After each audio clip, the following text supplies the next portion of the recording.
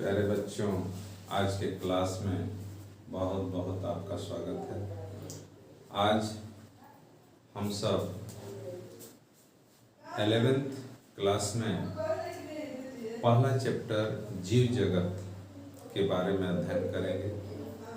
जीव जगत यानी लिविंग वर्ल्ड क्या होता है, इसके बारे में स्टडी किया जाएगा। जैसा कि कक्षा 10th में पीछे के क्लास में आप सजीव और निर्जीव के बारे में अध्ययन किए हैं, उसी तरह से सजीव क्या होता है, निर्जीव क्या होता है, इसके बारे में चर्चा करेंगे। सबसे पहले हम सजीव लिविंग ऑर्गेनिज्म क्या होता है, क्या विशेषता होती है लिविंग ऑर्गेनिज्म की, उसके बारे में तो आइए चर्चा करते हैं। सजीव क्या होता है?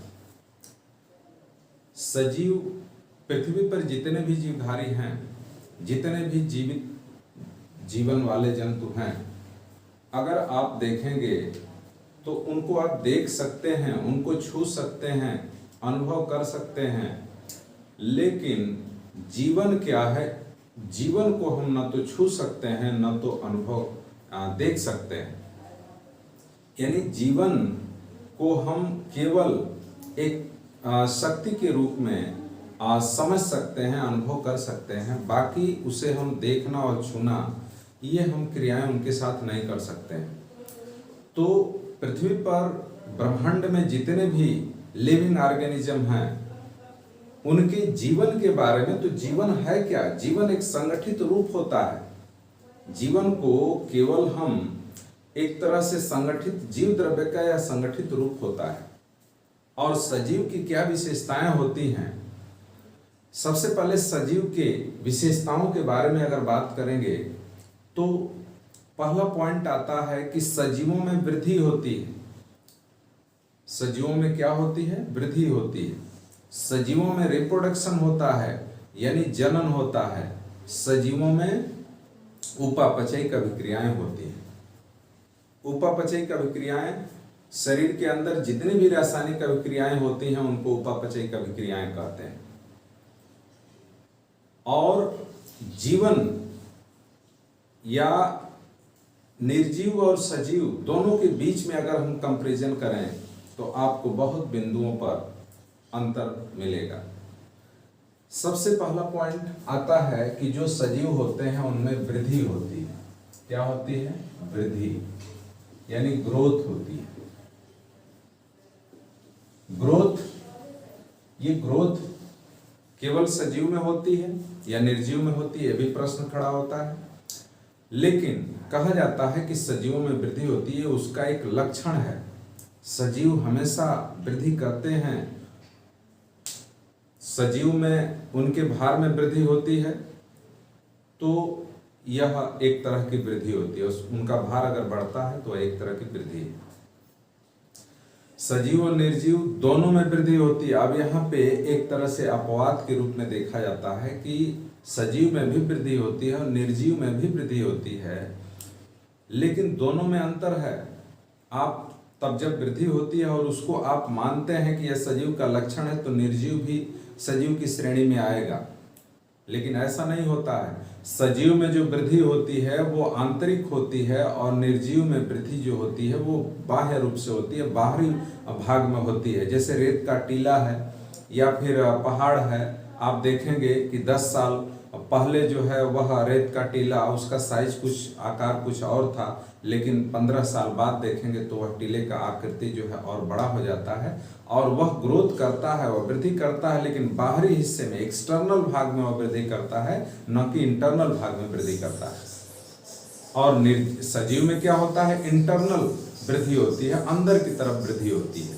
ये हमेशा ध्यान में रखना होगा।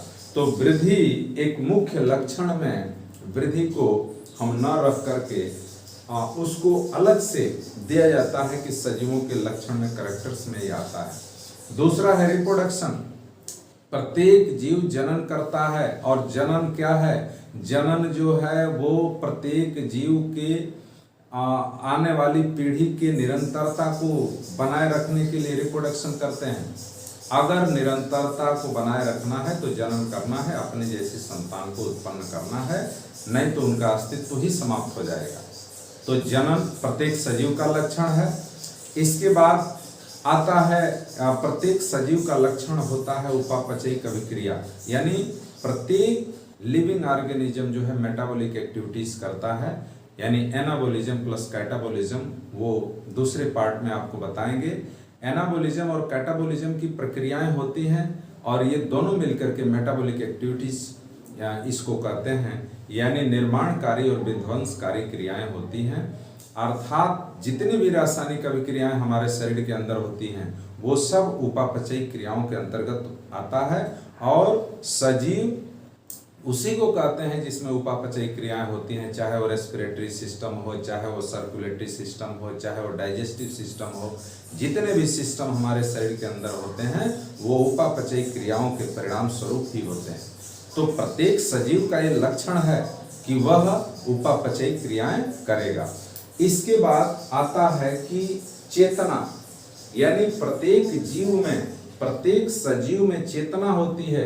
प्रत्येक सजीव के अंदर चेतना पाई जाती है, चाहे वो यूनिसेलुलर हो, एक कोशिकीय हो या बहुकोशिकीय हो, उसमें सब में जो है चेतना होता है। किसी के प्रति निगेटिव या पॉजिटिव उनके अंदर जो है नकारात्मक या सकारात्मक अभिक्रिया पाई जाती है।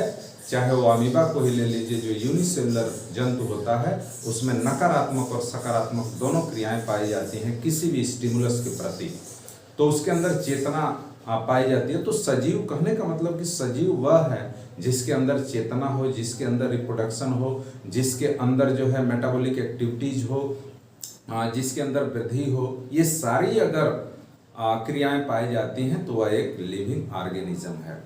अब हम बात करेंगे ये सजीव और निर्जीव, और जिनमें नहीं पाया जाता है वो निर्जीव होता है। इसके बाद हम बात करेंगे कि बायोडाइवर्सिटी, जैव विविधता क्या होता है। जीव जगत के अंतर्गत ही जैव विविधता या बायोडाइवर्सिटी के बारे में देखिए, अगर हम देखते हैं बच्चों तो पूरा ये ब्रह्मांड जो है, जहाँ पे जीव मंडल है, जहाँ पे जीव मंडल पाया जाता है, जिस स्थान पे जीवधारी पाए जाते हैं, यानी चाहे वो जल में हो, थल में हो, स्थल में हो, वायु में हो, तो जहाँ पे पाए जाते हैं अगर देखा जाए तो उनमें एक तरह का मतलब विविधता पाया जाता है। पृथ्वी पर जितने भी जीवधारी अब तक ज्ञात जो जीवधारियों की संख्या वैज्ञानिकों द्वारा बताई गई है, वो संख्या जो है लगभग 18 लाख के आसपास है, और 18 लाख जातियों की खोज की जा चुकी है, जिसमें जंतुओं की और वनस्पतियों की जातियां पाई जाती हैं। 12 से 13 लाख जंतुओं की जातियां हैं, और 5 से 7 लाख जो है 5 से 6 लाख जो जातियां हैं वो वनस्पतियों की पाई जाती हैं। अब तक वैज्ञानिकों का मानना है कि अभी भी जातियां करीब लगभग 2 से 3 करोड़ पृथ्वी पर जातियां हैं, लेकिन उनकी खोज नहीं हो पाई है। खोज जारी है। प्रत्येक वर्ष 10,000 जातियों की खोज की जाती है, और वैज्ञानिक इसमें लगे हुए हैं। उनका मानना है कि 2 से 3 करोड़ जातियां जो है वो पृथ्वी पर यानी ब्रह्मांड में पाई जाती हैं। तो इस तरह से ये जो जातियां हैं, इनके अंदर आप देखेंगे तो इनमें विविधता है, वेरिएशन है। मनुष्य, गाय, भैंस, बकरी, सुअर, बिल्ली, कबूतर, चूहा, तिलचट्टा, केंचुआ, जो भी चींटी से लेकर के और हाथी तक, व्हेल तक, ये कितने अलग अलग वेरिएशन वाले जंतु हैं।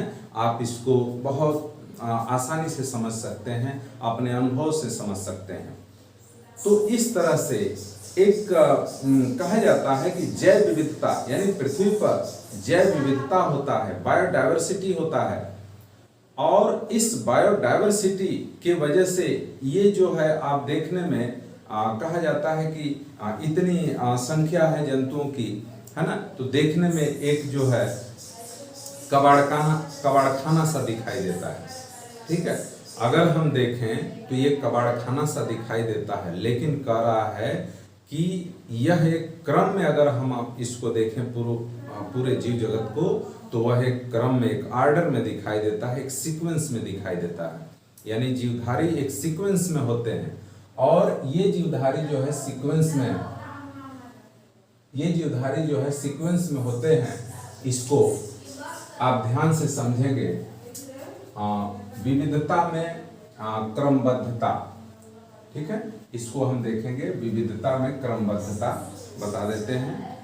विविधता में क्रमबद्धता है, इतने जीवधारी हैं लेकिन वो एक ऑर्डर में, एक सीक्वेंस में पाए जाते हैं, ये विशेषता है, ठीक है। अब इसके बाद कहा जाता है कि जंतुओं का वर्गीकरण वो आगे हम आपको बताएंगे। लेकिन एक समुद्र में अगर या जल के अंदर जो जीवधारी रहते हैं, उन जीवधारियों के बारे में अगर देखा जाए तो उनकी अलग अलग लेयरिंग है। और ये जो सामने ब्लैक बोर्ड पे लिखा हुआ है, इसको आप ध्यान से देखेंगे। बायोडायवर्सिटी, ये शब्द है बायोडायवर्सिटी। यह शब्द सर्वप्रथम W.G. रोशन द्वारा दिया गया था, यानी जैव विविधता शब्द। और अलग अलग जल के तल में रहने वाले, सतह पे रहने वाले, बीच में रहने वाले जो जंतु होते हैं उनका क्या नाम दिया गया है, ये मतलब प्रतियोगी परीक्षाओं के दृष्टिकोण से बहुत महत्वपूर्ण है। इसको आप ध्यान से समझेंगे। देखिए, पहला पॉइंट है इसमें, तालाब झील अर्थात स्थायी जंतु लेंटिक कहलाते हैं। क्या कहलाते हैं? लेंटिक। तालाब और झील में रहने वाले जो जंतु हैं, जो स्थायी रूप से रहते हैं, उनको हम लेंटिक कहते हैं। सक्रिय तैरने वाले जंतु को नेक्टोनिक कहते हैं। पानी के अंदर है, कोई जंतु सक्रिय रूप से तैर रहा है तो उसको नेक्टोनिक बोलते हैं। क्या बोलते हैं? नेक्टोनिक। समुद्र में रहने वाले जंतु को मैराइन बोलते हैं। क्या बोलते हैं? मैराइन। यानी समुद्री अलवणीय जल में रहने वाले जंतु को हम मैराइन कहते हैं, अर्थात अलवणीय जल वाले जंतु कहते हैं। इसके अलावा तालाब, पोखर एवं झील में रहने वाले जंतु को फ्रेश वाटर जंतु कहते हैं। फ्रेश वाटर जंतु का मतलब ये अलवणीय होगा, अलवणीय, ठीक है। और ये आपका जो है लवणीय होगा। क्या होगा? लवणीय जंतु। यानी वे जंतु जो फ्रेश वाटर में रहते हैं, यानी तालाब, पोखर के पानी में रहते हैं, उनको फ्रेश वाटर जंतु कहते हैं। इसके अलावा जंतु तथा पौधों के शरीर के सतह, वे बहुत से ऐसे जंतु हैं जो पौधे और जंतु के शरीर के सतह पर रहते हैं या शरीर के अंदर रहते हैं, जीवन वास करते हैं, तो उनको हम कहते हैं पैरासाइट, परजीवी। क्या कहते हैं? परजीवी या पैरासाइट। तो ये आप, इसके अलावा समुद्र की तल में रहने वाले जंतु को बेंथिक कहते हैं, जो निचली सतह है, ठीक है। ये आपका समुद्र, सपोज करिए नीचे का हिस्सा है, तो जो ये आपका तल होगा, यानी तल में रहने वाले, इनको हम बेंथिक कहते हैं। क्या कहते हैं? बेंथिक, ठीक है। समुद्र में 200 मीटर गहराई में रहने वाले जंतु को नेरिटिक कहते हैं। ये समुद्र का ऊपरी हिस्सा है, पानी का सतह का, और यहाँ से 200 मीटर की अगर गहराई में जो जंतु रहता है तो उसको हम बोलते हैं नेरिटिक। क्या बोलते हैं? नेरिटिक। इसके बाद पेड़ पौधों पर वास करने वाले जंतुओं को आर्बोरियल कहते हैं, ठीक है। इसके अलावा जल में रहने वाले, स्वतंत्र जीवन व्यतीत करने वाले जंतु को पिलैजिक कहते हैं। क्या कहते हैं? पिलैजिक। 200 मीटर से अधिक गहराई में रहने वाले जंतु को ओशियानिक कहते हैं, और बिल में रहने वाले जंतु को बरोइंग कहते हैं। क्या कहते हैं? बरोइंग। इसके अलावा जल में ऊपर से नीचे रहने वाले जंतु क्रमशः, ठीक है, ये क्रमशः जंतु होंगे। यहाँ पे आप देखेंगे, ये आपके क्रमशः जंतु हो गए, ठीक है। पिलैजिक, तो क्या बोलेंगे इसको? एपीपिलैजिक, क्रमशः ऊपर वाला सतह होगा। मीसोपिलैजिक, पाथीपिलैजिक और एबाइसोपिलैजिक, ये चारों लेयर जो है, एपीपिलैजिक, एपी, मीसो, पाथी और एबाइसो, ठीक है, एबाइसोपिलैजिक। तो 4 लेयर ऊपर से नीचे तक दिखाया गया। अंतरा ज्वारी क्षेत्र, जहाँ ज्वार आता है, ज्वार भाटा आता है, अंतरा ज्वारी जो क्षेत्र होता है, उस क्षेत्र को हम लिटोरल कहते हैं। क्या कहते हैं? लिटोरल। वे मछलियां जो जनन के लिए समुद्र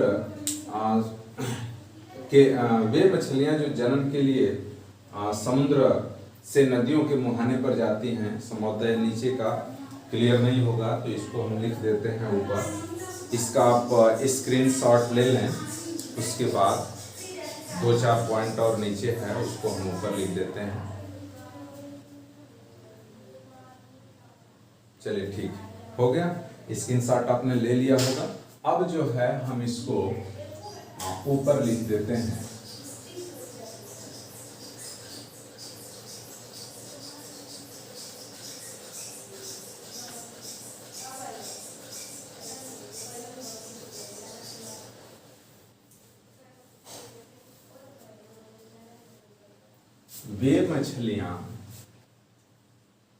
वे मछलियां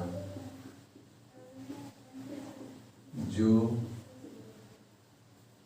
जनन के लिए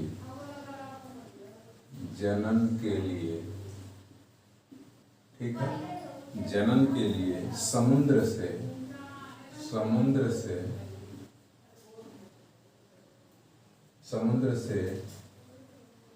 नदियों के मुहाने पर जाती हैं,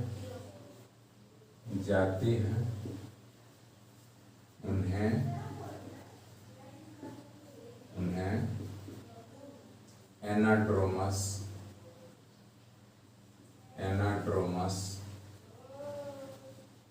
कहते हैं। ठीक है, इसके अलावा वे मछलियां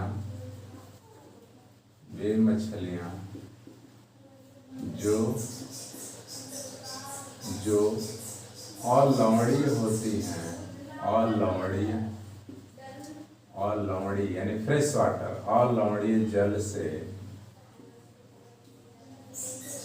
जनन के लिए समुद्र में जाती हैं,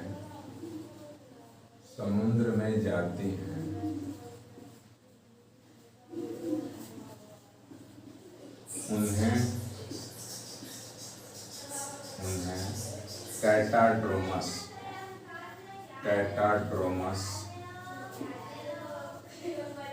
कहते हैं। क्या कहते हैं? कैटाड्रोमस कहते हैं। निष्क्रिय उतराने वाले जंतु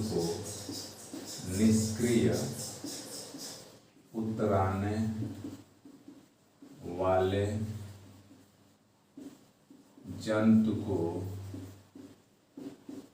प्लैंक्टोनिक कहते हैं। क्या कहते हैं? प्लैंक्टोनिक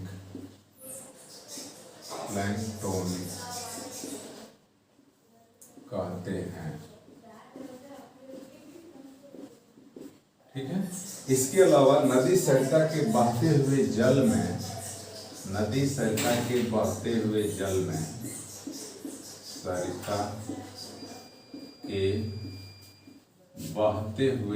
में नदी सरिता के बहते हुए जल में जो जंतु पाए जाते हैं, जल में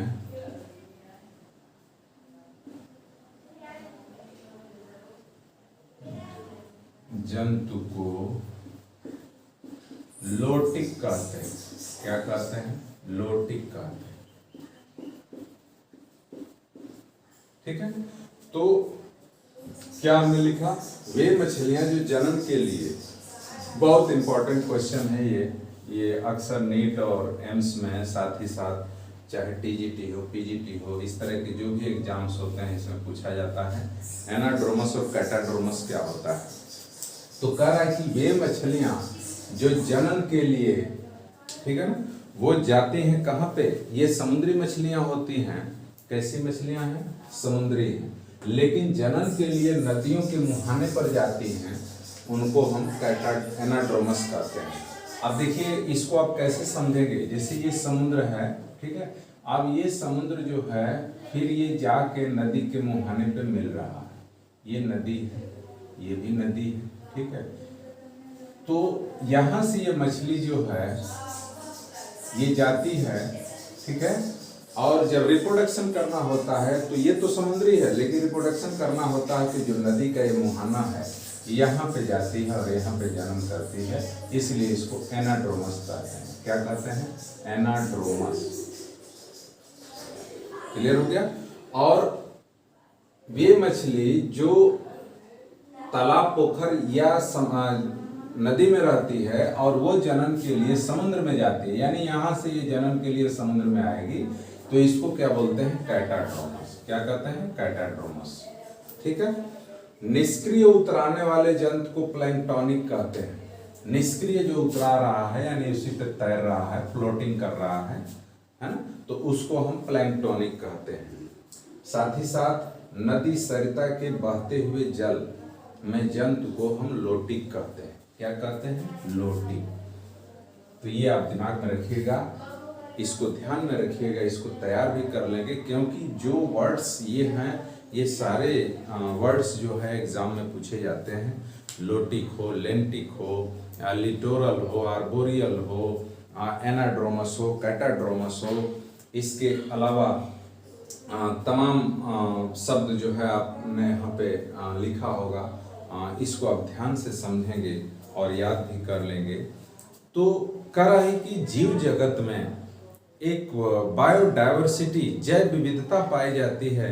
अलग अलग क्षेत्रों में जंतु जो है वास करते हैं, हालांकि वो एक्वेटिक है ना, एक्वेटिक ही वो एरिया रहे तो भी। अब इसके अलावा भी 2-4 पॉइंट और हैं। देखिए, जल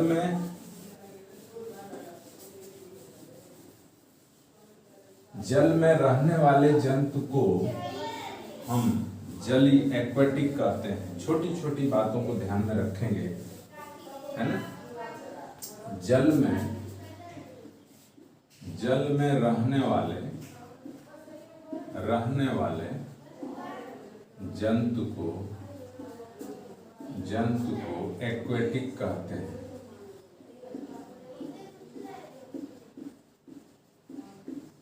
ठीक है ना। इसके अलावा स्थल पर रहने वाले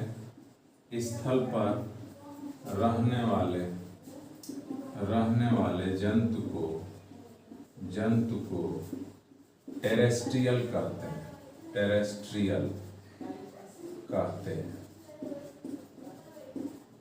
ठीक है। तो ये प्रिमिटिव पॉइंट्स हैं, इसको ध्यान में रखेंगे। जो जंतु जल में रहता है उसको हम एक्वेटिक कहते हैं, और जो जंतु स्थल पे रहता है उसको टेरेस्ट्रियल कहते हैं। ठीक है। तो ये आप ध्यान में रखेंगे। और यह जो है क्लास 11th का पहला वीडियो है, और इसको आप जो है ध्यान से देखेंगे, समझेंगे, लाइक करेंगे, शेयर करेंगे, सब्सक्राइब करेंगे, ताकि आपको सूचना मिलती रहे। ठीक है। तो आज बस इतना ही। धन्यवाद।